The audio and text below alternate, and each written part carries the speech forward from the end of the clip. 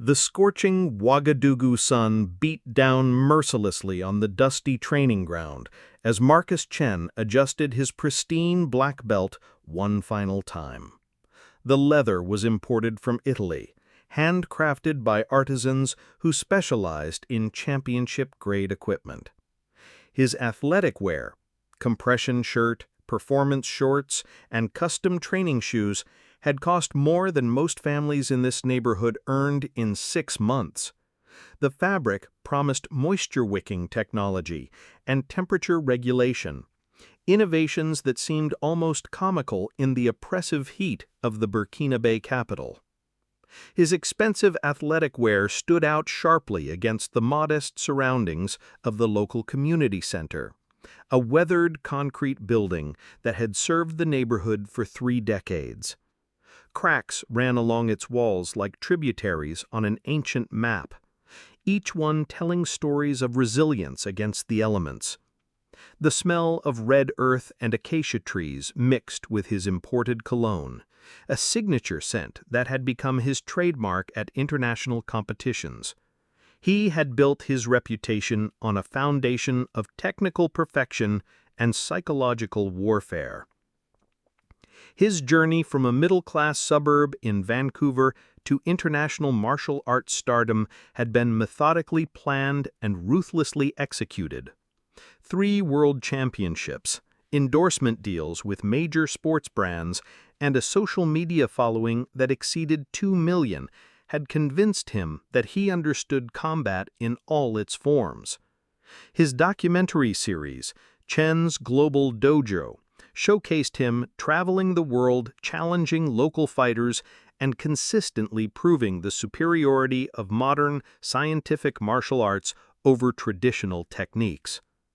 Word had spread quickly through the dusty neighborhoods surrounding the community center.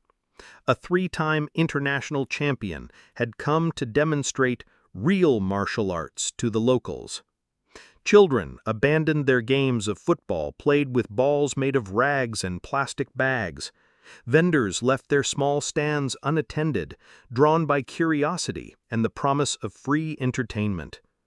His eyes swept dismissively over the children in worn clothes and the elderly men sitting under the sparse shade of corrugated metal sheets propped against the building's walls. The community center had been built during the early years of independence, a symbol of hope and self-determination.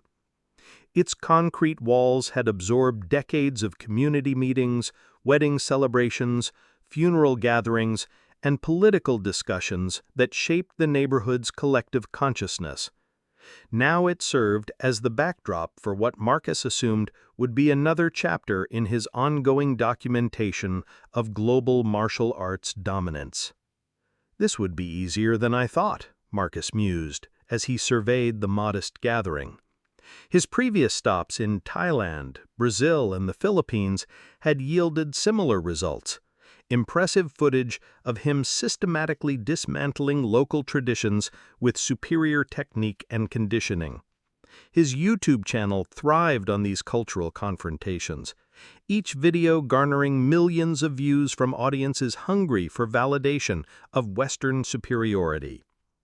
"Where I come from, we don't play games," Marcus announced in heavily accented French, his voice carrying the weight of countless tournament victories.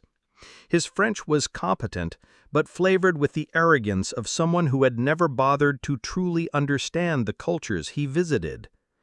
The crowd murmured uncertainly as he executed a series of lightning-fast kicks that sliced through the humid air with precision that spoke of obsessive practice and natural athletic ability. His movements were precise, calculated poetry written in violence. Each technique had been honed through years of expensive training in world-class dojos across North America, Europe, and Asia. Private lessons with former Olympic champions, intensive camps in the mountains of Japan, specialized conditioning programs that had cost his sponsors hundreds of thousands of dollars. Every aspect of his fighting ability represented the pinnacle of modern martial arts education. He had come to Africa expecting to find easy opponents and impressive footage for his social media empire. The continent represented, in his mind, the final frontier of traditional fighting that had not yet been conquered by scientific training methods. His research team had identified Burkina Faso as an ideal location, politically stable enough for safe travel, but traditional enough to provide the cultural contrast his audience craved. The local youth watched with a mixture of awe and quiet resentment as he continued his demonstration. His kicks could shatter boards with surgical precision, his punches could break bricks stacked 3 high, and his confidence could fill stadiums with electric energy that made crowds roar with appreciation. Back home, his demonstrations drew paying audiences of thousands who came to witness the pinnacle of human fighting evolution. The gathering began to shift restlessly as Marcus' demonstration grew more elaborate and his comments more condescending. "Your traditional fighting," he declared with theatrical disdain, "means nothing against modern technique." He struck poses that had won him magazine covers back home. Men's Fitness, Black Belt Magazine, and Martial Arts Illustrated had all featured him on their covers, often with headlines proclaiming him the future of fighting or the perfect warrior. An old woman selling mangoes nearby shook her head knowingly, muttering prayers in Moray that seemed to carry on the wind. Her weathered hands had witnessed 7 decades of change in Burkina Faso. From colonial rule through independence, from military coups to democratic transitions, she had seen foreign visitors come and go, each one convinced they understood something essential about her people that had somehow escaped local understanding. The community center's cracked concrete walls had witnessed many gatherings, but never one charged with such tension. Neighborhood meetings about water access, celebrations for children who had earned scholarships to university, memorial services for elders who had carried the community's wisdom, all these events had unfolded within these walls with the organic rhythm of authentic community life. Marcus's expensive equipment bag sat prominently displayed like an altar to foreign excellence. It was filled with medals and trophies that gleamed like promises of inevitable victory: gold from the World Martial Arts Championships, silver from the International Fighting Summit, bronze from competitions whose names required translation into 3 languages. Each piece represented not just personal achievement, but validation of a systematic approach to human combat that he believed rendered traditional methods obsolete. He was here to prove that imported excellence always conquered local tradition, that centuries of indigenous knowledge could be swept away by superior training methods and athletic science. His documentary would serve as definitive proof that the modern world had evolved beyond the need for ancestral wisdom, that progress meant abandoning primitive approaches in favor of techniques refined in professional training facilities. The crowd's murmur suddenly quieted as a figure approached from the shade of the community center's entrance. Marcus barely glanced up from adjusting his hand wraps, imported from Thailand and blessed by monks whose authentication certificates were prominently displayed on his website. He assumed another curious spectator had arrived to witness his superiority, perhaps a local official drawn by news of the foreign champion's visit. The afternoon heat seemed to intensify as footsteps echoed across the concrete with steady, unhurried rhythm. The sound carried a weight that made several people in the crowd straighten unconsciously, their bodies responding to some subtle authority they couldn't quite identify. A voice from the crowd whispered a name that made several people straighten with surprise and respect: Traoré. Marcus finally looked up, expecting to see another amateur challenger he could dispatch quickly for his highlight reel. His mental preparation was already shifting into the familiar pattern of psychological assessment that had served him well in dozens of international competitions. He cataloged physical attributes, looked for signs of formal training, estimated the probable duration of the encounter based on his opponent's apparent fitness level. But something in the subtle stillness of the gathering suggested this moment would be different from anything his training had prepared him for. The crowd's energy shifted in ways his experience couldn't interpret. Not the excited anticipation of spectators expecting entertainment, but something deeper and more reverent. Ibrahim Traoré stepped into the circle with the quiet confidence of a man who had faced far greater challenges than martial arts demonstrations. At 28, he carried himself with the bearing of someone much older, his presence commanding attention without demanding it. His simple military fatigues bore the dust of countless meetings with village elders and late-night strategizing for his country's future. The fabric faded from sun and wear, rather than designer distressing. The uniform told its own story, pressed but not pristine, functional rather than ceremonial. It spoke of a man who wore his authority lightly, who understood that leadership was measured by service rather than display. The insignia on his collar indicated his military rank, but his demeanor suggested depths that transcended formal hierarchy. The crowd's energy shifted palpably as they recognized the young leader who had captured their nation's hopes and dreams. Ibrahim Traoré had emerged from the military academy not as another ambitious officer, but as a voice for Pan-African dignity and sovereignty that resonated far beyond Burkina Faso's borders. His speeches at the African Union had been quoted across the continent. His vision for economic independence and cultural pride inspired a new generation of African leaders. Marcus looked up from his stretching routine, noting the newcomer's unremarkable appearance with a dismissive smirk. There were no flashy uniforms, no intimidating muscle mass, just a lean figure whose eyes held depth the champion couldn't yet fathom. His assessment protocol identified no obvious threats: average height, slim build, no visible scars that would indicate extensive combat experience. The afternoon breeze carried whispers of "Capitaine" and "Notre Fils" through the gathered spectators, words that Marcus didn't understand but that clearly carried emotional weight for the crowd. Children who had been restless moments before now stood transfixed, their games forgotten as they sensed the presence of someone significant.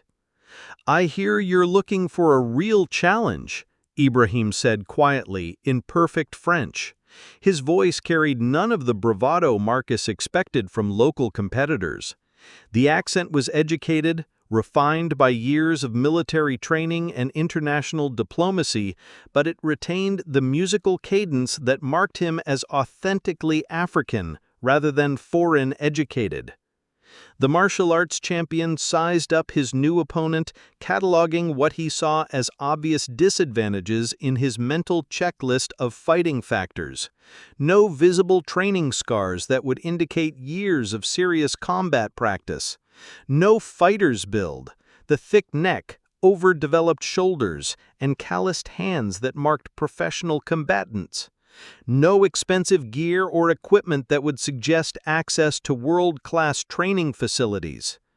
Marcus's confidence swelled as he realized this would be even easier than anticipated, perhaps the perfect finale for his African documentary. His audience loved these moments of cultural clash, when traditional pretensions met modern reality.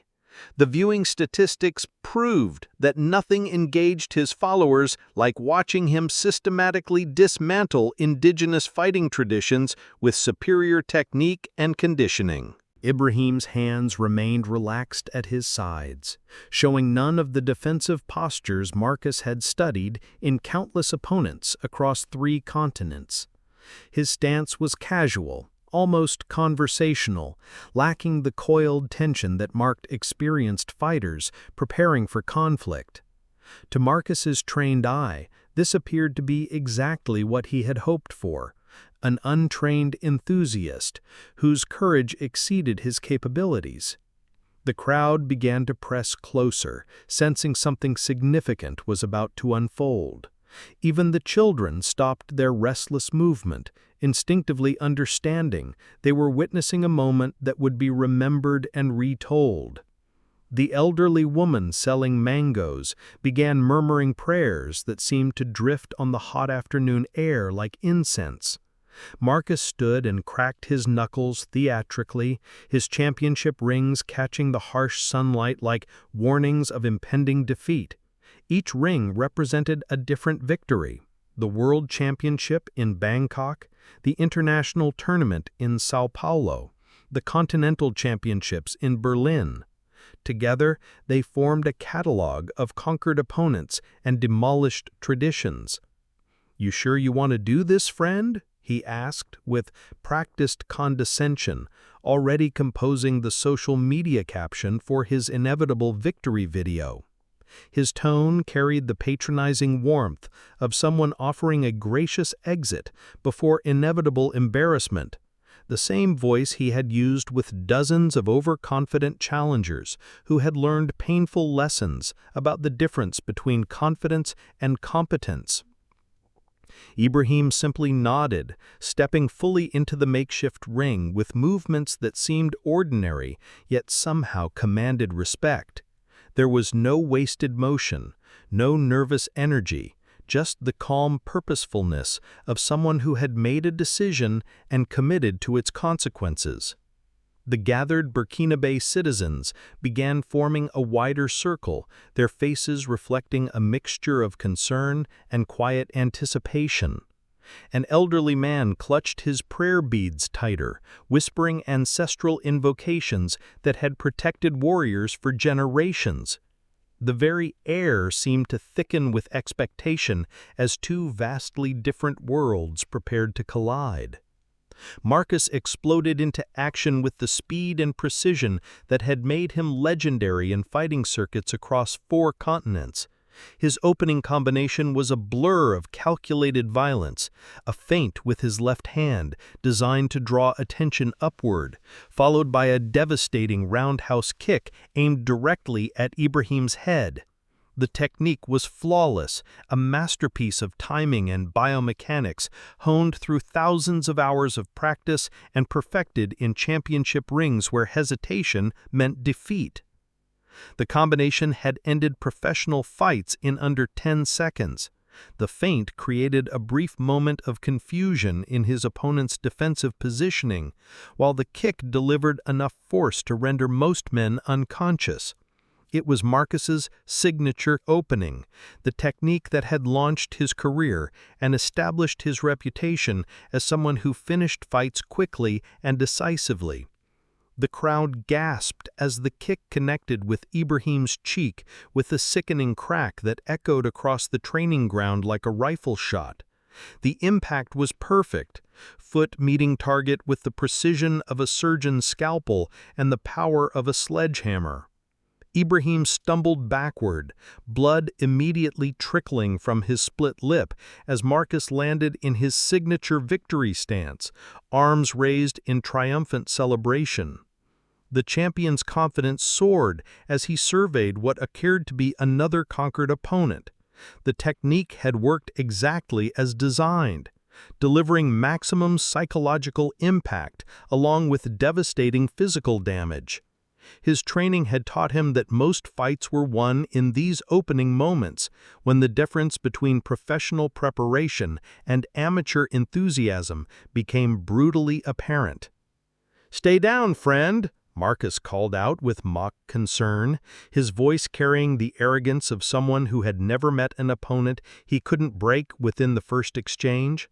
The tone was practiced, refined through dozens of similar encounters, where his superior training had reduced confident challengers to confused victims in a matter of seconds. The gathered spectators watched in stunned silence as their young leader touched his bleeding lip with surprising calm. Marcus began his victory lap around the circle, his expensive shoes kicking up red dust as he soaked in what he assumed was the crowd's awe. His phone was already recording, capturing what he believed would be another highlight for his growing collection of international conquests. The footage would be edited into a compelling narrative about the triumph of modern training over primitive confidence. His audience loved these moments of cultural education when primitive confidence met sophisticated technique and learned inevitable lessons about the evolution of human combat. The elderly woman selling mangoes shook her head sadly, muttering prayers that seemed to drift on the hot afternoon breeze. Her words carried the weight of 70 years spent watching foreign visitors arrive with confidence and leave with confusion, though few had demonstrated such obvious arrogance as this particular champion. Marcus's grin widened as he prepared to help his defeated opponent to his feet with theatrical magnanimity.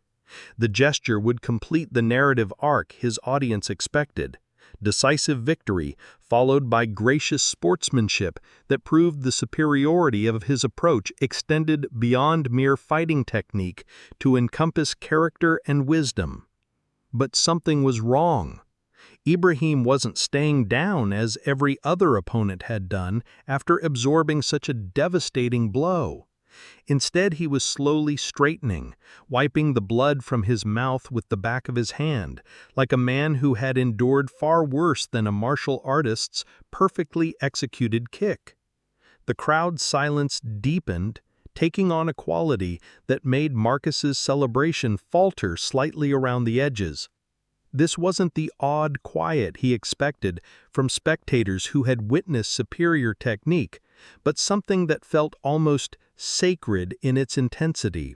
Ibrahim's eyes, rather than showing the glazed confusion of a concussed fighter, remained clear and focused with an intensity that seemed to burn. The young leader's posture didn't suggest defeat, but rather the quiet determination of someone just beginning to fight. His stance was shifting, weight redistributing in ways that spoke of awakening rather than defeat. Marcus's smile wavered as he realized his perfect technique had failed to achieve its intended psychological effect. The champion's confusion grew as he watched Ibrahim roll his shoulders and adjust his stance with movements that somehow seemed more dangerous than before. Not the desperate flailing of a defeated amateur, but the purposeful preparation of someone who had just remembered exactly who he was. This wasn't the reaction of a defeated amateur seeking to salvage dignity through continued resistance. This was the response of someone who had been tested by forces far more formidable than martial arts tournaments, someone for whom physical pain was merely information rather than intimidation. The blood on Ibrahim's lip caught the sunlight like war paint as he looked directly into Marcus's eyes with unwavering calm. The wound should have been debilitating, both physically and psychologically, yet it seemed to serve only as a reminder of what was truly at stake in this encounter. The crowd began to shift restlessly, their initial shock transforming into something that made the champion's skin prickle with unexpected unease. Marcus had landed his best shot, his most reliable fight-ending technique, the combination that had never failed to establish dominance in hundreds of competitive encounters. Yet his opponent stood before him, appearing somehow stronger than before, as if the blood on his face had awakened something that Marcus's expensive training had never prepared him to face. For the first time in his championship career, Marcus realized his preparation might not have equipped him for what was about to happen next. The taste of blood in Ibrahim's mouth transported him instantly across time and space to his childhood village, where his grandfather Mamadou sat beneath the ancient baobab tree, whose massive trunk had witnessed 7 centuries of his people's history. The tree was a living monument to continuity, its roots extending deep into African soil that had never been conquered, only temporarily occupied. A warrior's strength comes not from his fists, but from his reason for fighting, the old man had said. his weathered hands carving patterns in the red earth that represented the continuous flow of wisdom from generation to generation. Young Ibrahim had listened intently as Mamadou spoke of ancestors who had resisted slave raiders with nothing but determination and unity, men and women who had faced impossible odds armed only with unbreakable faith in their people's destiny. The elder's voice carried the accumulated wisdom of generations who had survived droughts that lasted 5 years, invasions by foreign armies equipped with superior weapons, and the systematic humiliation of colonial rule designed to break their spirits. Yet they had endured, not through superior technology or formal training, but through sheer force of collective will and ancestral guidance. Those lessons had been taught through stories rather than in expensive training facilities, passed down under starlit skies where truth was preserved like precious water during drought seasons. Ibrahim could still smell the wood smoke from cooking fires and hear the drums that accompanied his grandfather's teachings about the unbreakable spirit of their people. "Physical pain is temporary, my child," Mamadou had whispered during one of their evening sessions, his voice carrying the weight of experience earned through decades of struggle. "But the shame of abandoning your people's dignity burns forever in the soul and passes to your children's children." The elder had shown scars from battles fought not for personal glory or tournament victories, but for the survival of their community against forces that sought to break their connection to ancestral wisdom. Ibrahim remembered how his grandfather's eyes would glow in the firelight as he spoke of warriors who had faced impossible odds with nothing but faith in their cause and connection to the spirits of their ancestors. Those ancient fighters had no black belts or tournament victories, no sponsors or training facilities, but they had something more valuable: the knowledge that they fought for their children's future and their ancestors' honor. The baobab tree had witnessed countless such conversations, its massive trunk serving as a living monument to the continuity of struggle and survival. Mamadou's teachings had planted seeds that would bloom years later in military academies and presidential palaces, principles that would guide a young officer through the complexities of modern leadership while remaining rooted in timeless wisdom. The memory of his grandfather's calloused hands placing traditional bangles on his wrists during his initiation into manhood flooded back with startling clarity. "These represent the chains our ancestors broke," Mamadou had explained with ceremonial gravity. "Wear them to remember that freedom is never given as a gift, only taken by those brave enough to pay whatever price is required." The bangles had been passed down through 7 generations of resistance fighters, each wearer adding their own story to the medal's patina. They carried the spiritual weight of men who had died defending their communities from slave raiders, women who had preserved cultural knowledge despite colonial attempts at eradication, children who had maintained their languages despite being forbidden to speak them in schools designed to destroy their identity. Ibrahim touched his wrist unconsciously, feeling the phantom weight of those ancestral bonds that connected him to centuries of unbroken resistance. His grandfather had made him promise to never let personal defeat diminish his commitment to their people's liberation, to understand that individual battles were merely chapters in a much larger story of collective struggle. The old man's final words echoed across the years with prophetic clarity. A true warrior falls forward, never backward, always toward the enemy of his people's dignity. Those words had guided Ibrahim through military training, political challenges, and moments of doubt when the weight of leadership seemed impossible to bear. Standing in that dusty training ground with blood on his lip, Ibrahim felt the full weight of his ancestral inheritance flowing through him like electricity. This was not about proving himself to a foreign fighter seeking easy victories for social media content. This was about representing the unbroken chain of resistance that had survived slavery, colonization, and countless attempts at cultural annihilation. Mamadou's spirit seemed to whisper through the afternoon breeze, reminding him that every moment of apparent defeat was merely preparation for ultimate victory. The champion before him represented every force that had ever underestimated Africa's children, dismissing them as weak because they failed to understand the true source of their strength. Ibrahim's bleeding lip became a badge of honor, proof that he was worthy to carry forward the legacy his grandfather had entrusted to him. The lessons learned under the baobab tree had prepared him for battles far more significant than any martial arts demonstration. Conflicts where the stakes included the dignity of an entire people and the preservation of wisdom that colonial education had tried to erase. The blood on his face connected him to every ancestor who had bled defending their people's right to exist with dignity.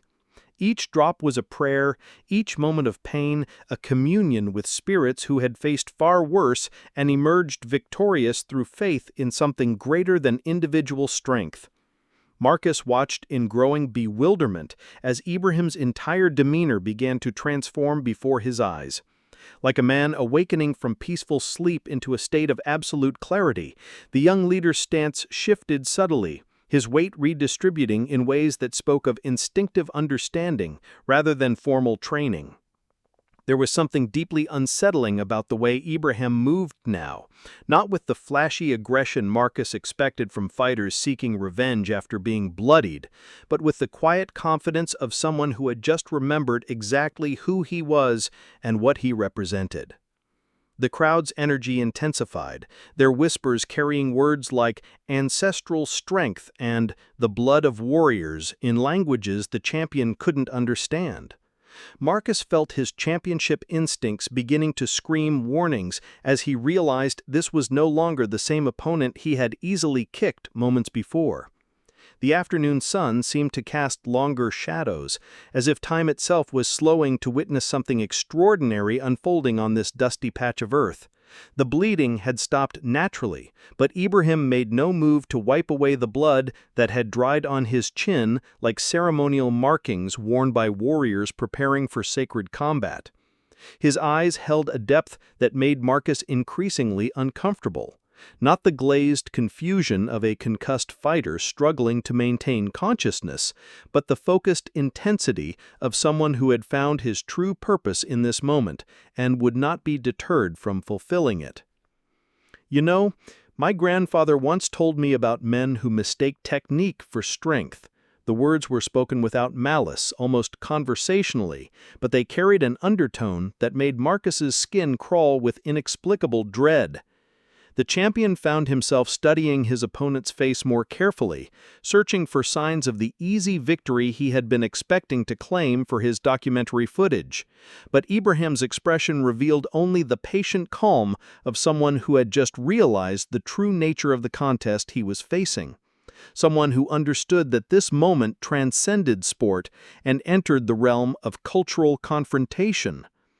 Marcus began to circle warily, his championship instincts finally recognizing that something fundamental had changed in the dynamics of their confrontation.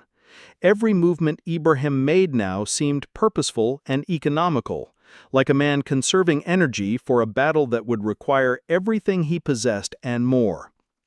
The crowd pressed closer, their collective breathing creating an almost hypnotic rhythm that seemed to synchronize with Ibrahim's heartbeat. The gathered citizens of Ouagadougou were no longer casual spectators expecting entertainment, but witnesses to something that would be retold for generations, the moment when African dignity stood up to foreign arrogance and refused to stay down. The champion's expensive training had taught him to read opponents like books, to identify the precise moment when psychological warfare could replace physical confrontation and victory could be achieved through intimidation rather than extended combat. But looking into Ibrahim's eyes now was like staring into depths that had been forged by trials far more demanding than tournament competition. Marcus realized with growing alarm that his perfect technique, his championship pedigree, his years of expensive training and professional coaching might be completely irrelevant to whatever was about to unfold. The transformation was complete and undeniable. Now Ibrahim stood before him not as a defeated amateur lucky to still be conscious, but as something far more dangerous, a man who had remembered that his true strength came from sources no amount of training could replicate or prepare one to face. The blood on his face had become a mark of awakening rather than defeat, a reminder that some battles could only be won by those willing to bleed for something greater than personal glory or social media fame. Marcus felt his confidence evaporating like morning mist as he confronted the uncomfortable truth that his opponent was drawing power from wells he had never learned to tap. The young leader's presence now filled the training ground with an authority that had nothing to do with martial arts rankings or tournament victories. His bearing spoke of someone who had faced down generals twice his age, foreign ambassadors with centuries of imperial arrogance, and the weight of an entire nation's hopes and dreams. For the first time in his championship career, Marcus understood he was facing someone who fought with the strength of his entire people flowing through his veins. Someone for whom defeat was not an option because too much depended on his standing firm in this moment. The turning point had arrived with the inevitability of sunrise, and the champion realized his expensive preparation had left him completely unprepared for what was coming next. Ibrahim's transformation was complete, from apparent victim to authentic warrior, from individual challenger to representative of something far greater than himself. Marcus launched his most devastating combination with desperate precision, a flurry of strikes that had dismantled professional fighters across 3 continents with surgical efficiency. His fists cut through the air like pistons driven by years of conditioning and biomechanical perfection, each blow calculated to exploit textbook weaknesses in human anatomy and defensive positioning. The combination represented the pinnacle of modern fighting science: jab, cross, hook, uppercut, each punch flowing seamlessly into the next with the mechanical precision of a Swiss watch. His footwork was textbook perfect, weight shifting with practiced efficiency that maximized power while maintaining defensive balance. But Ibrahim moved like water flowing around stones, his untrained body somehow anticipating attacks that should have been impossible to read without years of sparring experience. The champion's perfectly executed techniques found only empty air, as Ibrahim swayed with an ancient rhythm that predated modern fighting systems by centuries. His movements carried the fluid grace of generations who had learned to survive through intuition rather than instruction manuals, through connection to natural rhythms rather than systematic drilling. There was something almost mystical about the way he avoided Marcus's strikes, not through superior speed or reflexes, but through an understanding of violence that existed on a completely different level. Marcus's frustration mounted as his championship arsenal proved useless against an opponent who seemed to dance to music only he could hear. Years of expensive training were being negated by something that couldn't be taught in any dojo, something that emerged from depths of cultural memory that modern education had forgotten existed. The crowd watched in amazement as Ibrahim began to respond with movements that looked nothing like formal martial arts, yet carried devastating effectiveness that spoke to truths about human conflict older than civilization itself.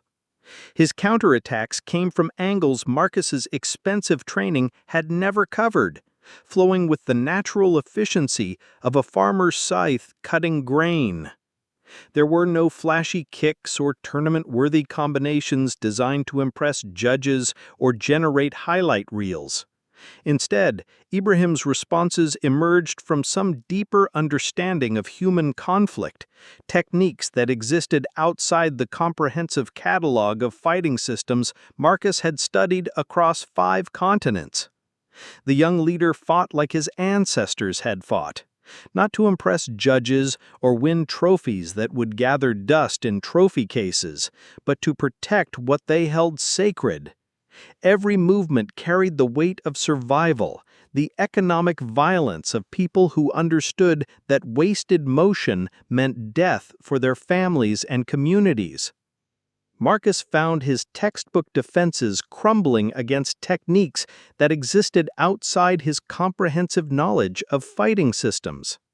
Ibrahim's approach was like trying to catch lightning with scientific instruments, beautiful, natural, and utterly beyond conventional analysis or systematic countermeasures. The champion's breathing grew labored as he realized his opponent was using strategies that had never appeared in any training manual or instructional video.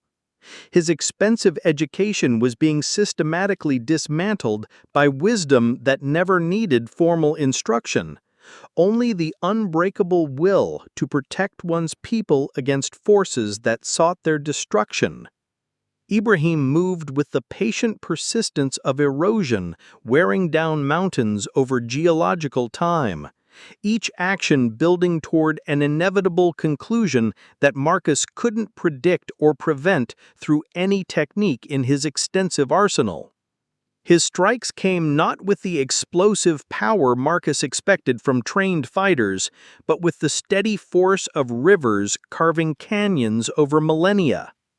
The young leader's face remained calm, almost meditative, as if he was solving an ancient puzzle rather than engaged in physical combat with a world champion. There was no anger in his movements, no frustration at being struck, only the focused concentration of someone who understood exactly what needed to be accomplished.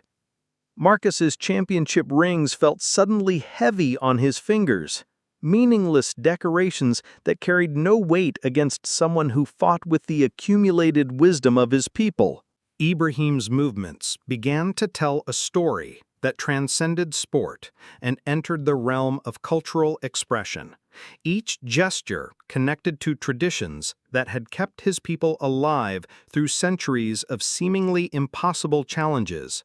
Techniques passed down not through formal instruction, but through the necessity of survival. His fighting style was less technique than embodied history, every motion carrying the memory of ancestors who had faced overwhelming odds with nothing but determination and unity. Marcus felt his world-class training becoming a liability, as his rigid patterns were exploited by an opponent who fought like flowing water that adapted to every obstacle. The crowd sensed they were witnessing something profound, not just a fight between two men, but a collision between two completely different understandings of strength and survival. The champion's expensive education was being challenged by wisdom that never needed formal validation, only the continued existence of a people who refused to be conquered. Marcus realized with growing dread that he was losing to something he had never been trained to face, something that his comprehensive education had never acknowledged could exist. The fight was becoming a cultural lesson delivered through physical confrontation, and he was discovering that his role was not teacher, but student. The elderly woman selling mangoes was the first to truly understand what they were witnessing unfold on the dusty training ground. Her weathered hands clutched her prayer beads as recognition dawned in her ancient eyes like sunrise breaking across the savannah after a long night of uncertainty. "He fights like our ancestors," she whispered, her voice carrying across the suddenly reverent crowd like wind through dry grass. "Like our grandfathers when the raiders came, like our great-grandfathers when they took our sons."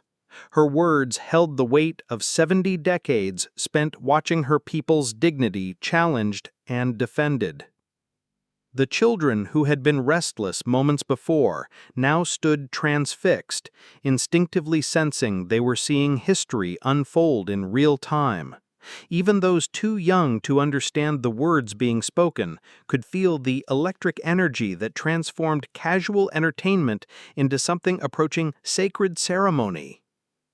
Young mothers pulled their babies closer, wanting them to witness this moment even if they were too young to remember the details. They understood intuitively that their children should be present for this demonstration of their people's enduring strength, this proof that foreign arrogance could meet its match in African dignity. The men who worked construction during the dry season and drove taximotos through the rainy months began to straighten their shoulders, seeing reflections of their own suppressed dignity in Ibrahim's movements. Years of being dismissed as laborers, of having their contributions minimized by foreign advisors and development experts, began to fall away as they watched their young leader embody the strength they had always possessed but rarely been allowed to display. Word spread through the gathering like wildfire carried by harmattan winds. This was no longer just a fight between two individuals, but a demonstration of something they had thought was lost forever. The visible proof that their heritage contained power no external training could replicate or replace. The crowd's energy shifted from casual entertainment to something approaching sacred ceremony, as they watched Ibrahim embody the strength their grandparents had spoken of in whispered stories around evening fires. Teenagers with smartphones lowered their devices, understanding intuitively that some moments demanded presence rather than documentation. The rhythm of Ibrahim's movements seemed to awaken cellular memories of resistance and resilience that colonization had tried to bury but never fully erased. Genetic memories stirred in the gathered crowd as they watched their leader demonstrate principles their ancestors had lived and died for, wisdom that had been passed down through generations despite systematic attempts at cultural annihilation. An old man began humming a traditional war song under his breath, the melody spreading through the crowd like a prayer made audible.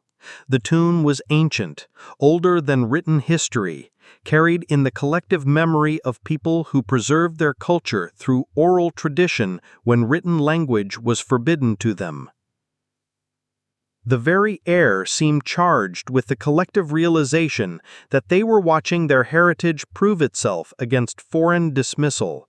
Centuries of being told their traditional ways were primitive, their ancestral wisdom outdated, their cultural practices inferior, all these messages were being systematically dismantled before their eyes.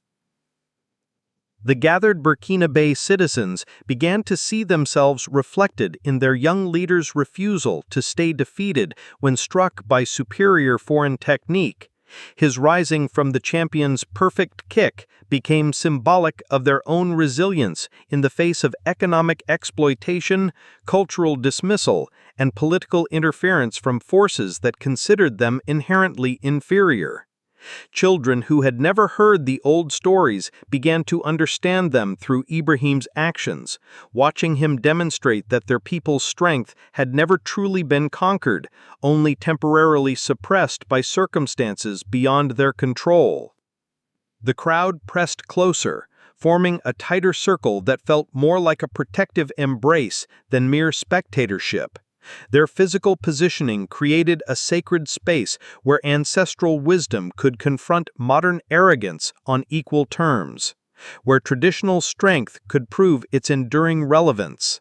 Women ululated softly, their voices weaving traditional encouragement that their great-grandmothers had sung for warriors departing to battle against slave raiders and colonial armies.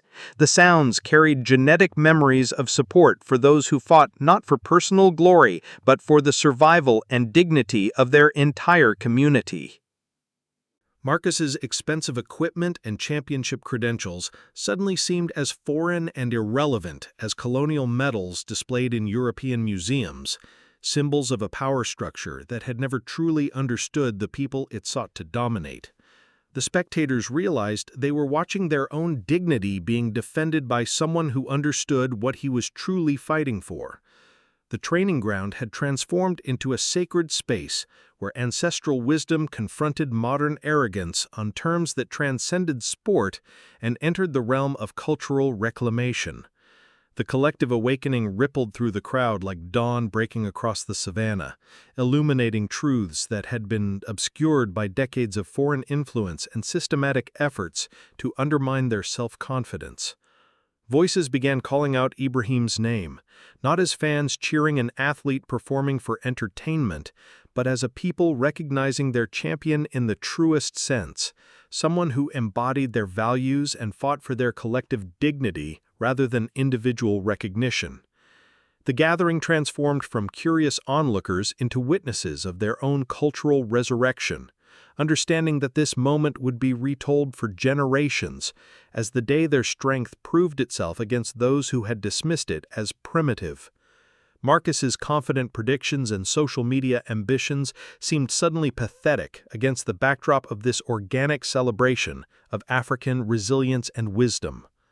The crowd had awakened to something they hadn't realized they were missing: the sight of their own power wielded with dignity and purpose, proof that their heritage contained strengths no foreign education could replicate or replace. They were no longer watching a fight. They were participating in the reclamation of their collective pride and the validation of wisdom their ancestors had preserved through centuries of struggle.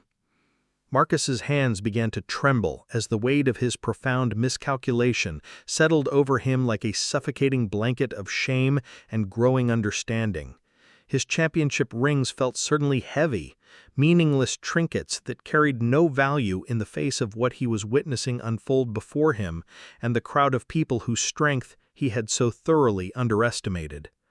The crowd's energy had shifted from casual observation to something approaching reverence, and he found himself on the wrong side of history in the making. His expensive training had prepared him for many scenarios, dealing with aggressive opponents, managing pre-fight nerves, handling media pressure, but not for the humbling recognition that he had challenged something far greater than an individual opponent. Ibrahim stood before him, bleeding but unbroken, radiating a quiet authority that made Marcus's tournament victories seem like children's games played in artificial environments far removed from the real struggles that shaped authentic strength. The champion's comprehensive education had taught him to catalog techniques, analyze fighting styles, and exploit physical weaknesses, but it had never addressed the possibility that his opponent might draw power from sources entirely outside his understanding. For the first time in his career, Marcus understood he was facing a defeat that would teach rather than simply punish, a loss that might transform rather than merely humble him. The realization was terrifying and oddly liberating. Terrifying because it shattered his carefully constructed identity. Liberating because it opened the possibility of understanding something greater than individual achievement. The young leader approached slowly, his movements carrying no aggression or desire for revenge, only the patient dignity of someone who had proven his point without needing to destroy his opponent to validate his strength. Ibrahim's approach spoke of someone who understood that true victory meant elevation rather than humiliation, that authentic strength was demonstrated through restraint rather than domination. "You fight well," Ibrahim said quietly, extending his hand in a gesture that somehow managed to be both gracious and instructive. The words carried no condescension, no mockery of Marcus's obvious technical superiority in formal martial arts. Instead, they acknowledged skill while gently pointing toward deeper truths about the nature of strength and combat. Marcus stared at the offered hand, realizing it represented an opportunity for redemption rather than condescension. The gesture was an invitation to understanding, a bridge between two vastly different worldviews that could potentially enrich both men if approached with humility and genuine curiosity. The blood on Ibrahim's lip caught the afternoon sunlight like a badge of honor earned through trials Marcus had never imagined facing. It spoke of tests that went far beyond physical confrontation, challenges that shaped character through sacrifice for others rather than personal achievement and recognition. The champion's world-class training had taught him many things about technique, conditioning, and competitive strategy, but humility had never been part of the curriculum until this moment of profound cultural collision. He found himself looking into eyes that held no anger or resentment, only the quiet satisfaction of someone who had successfully defended something sacred without needing to diminish his opponent in the process.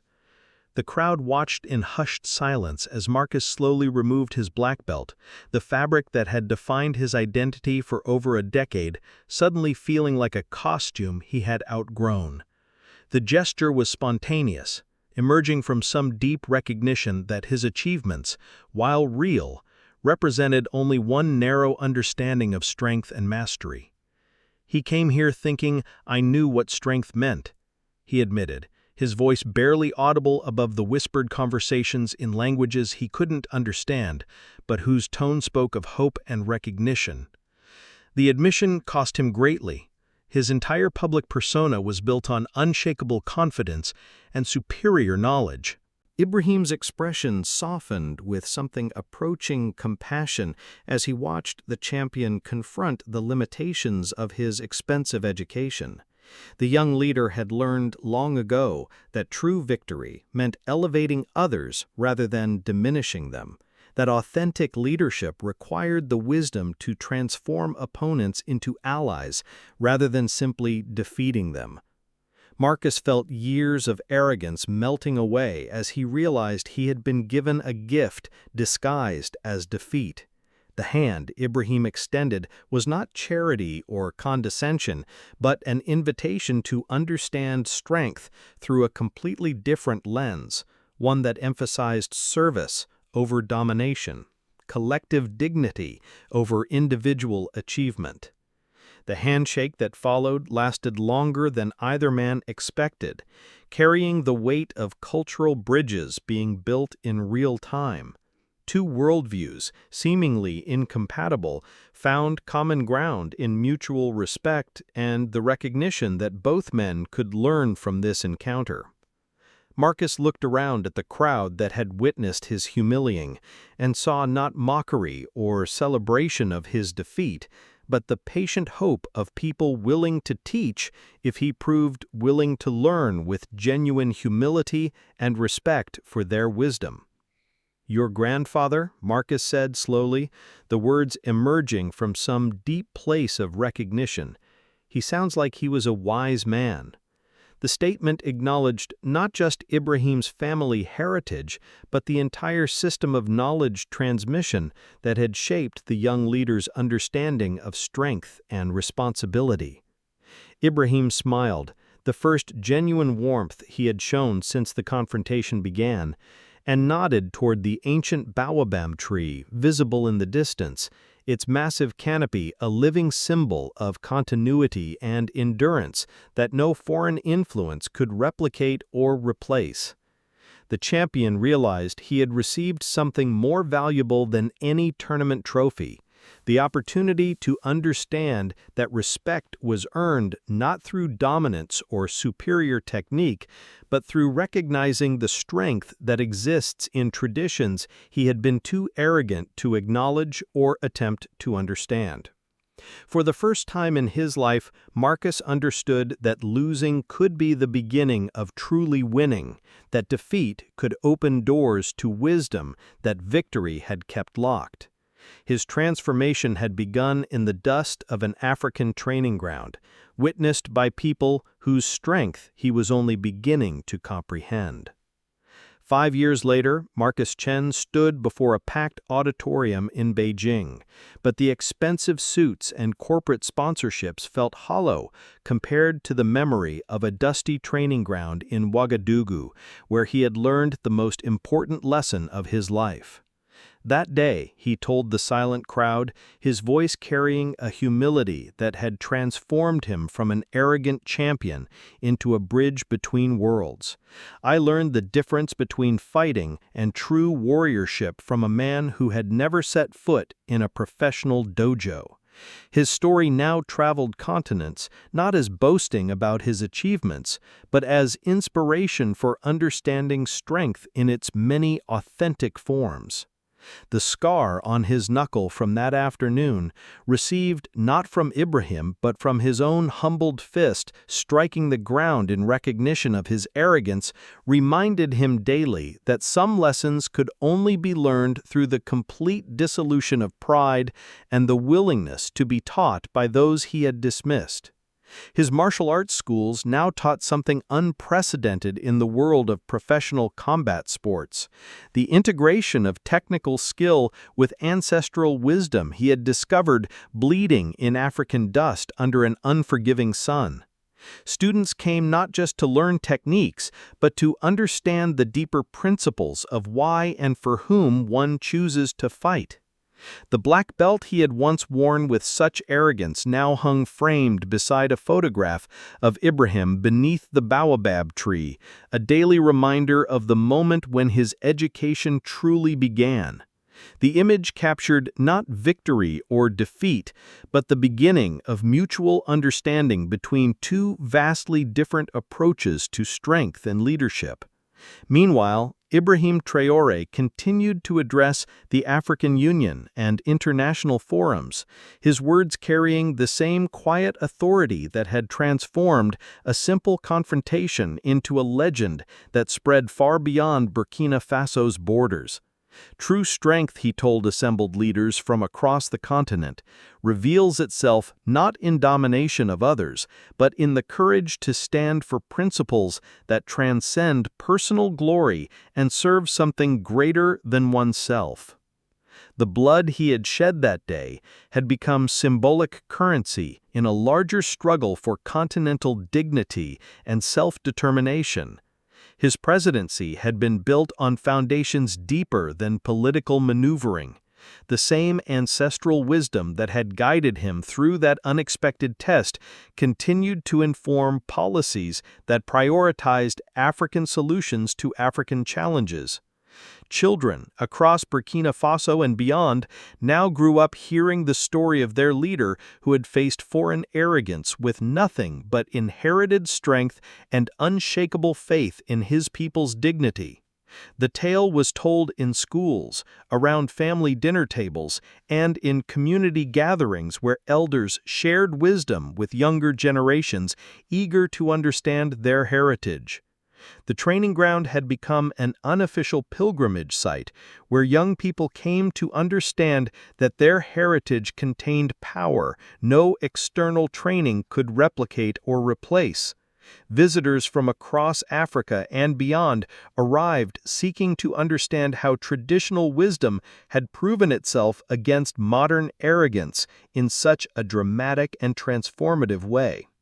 The story spread across social media platforms in ways neither man could have anticipated, becoming a viral testament to the enduring strength of African wisdom and the possibility of mutual respect between different cultural approaches to strength and leadership. Marcus's documentary about that day had been viewed millions of times, but not for the reasons he had originally intended when he arrived with his expensive equipment and condescending assumptions. People watched to see arrogance humbled by authentic purpose, to witness the moment when foreign superiority met indigenous strength and discovered its own limitations. Ibrahim's presidency continued to embody the principles he had demonstrated in that dusty circle, showing the world that true leadership emerged from the wellspring of cultural identity rather than imported ideologies or foreign-designed political systems. Universities began studying the encounter as a case study in cross-cultural understanding and the limitations of technical expertise when confronted by ancestral wisdom rooted in centuries of survival and community preservation.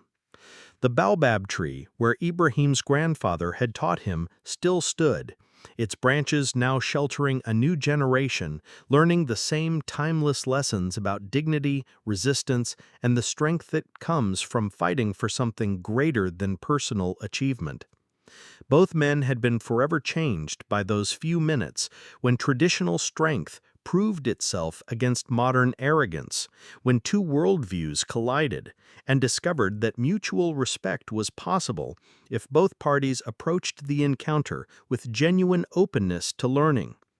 The legacy lived on in unexpected ways that continued to multiply years after their encounter.